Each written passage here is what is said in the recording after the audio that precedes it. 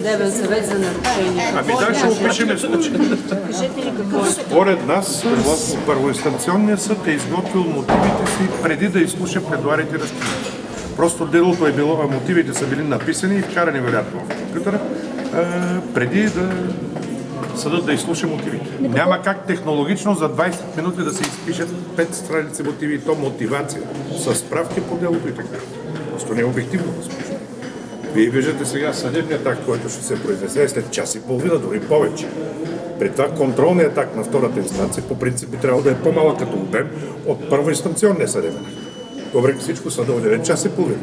И ако някой може за 20 минути, 25 технически да изпише 6 страници гъст машинописен текст, значи наистина е. Какви са според вас основните пороци на съдебния акт на окръжния съд?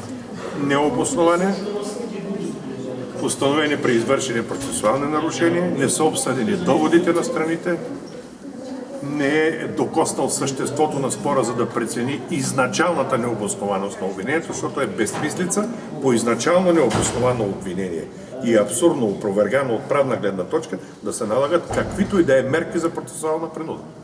Включително мерка за неотклонение, отстраняване от длъжност, забрана за напускане пределите на Република България.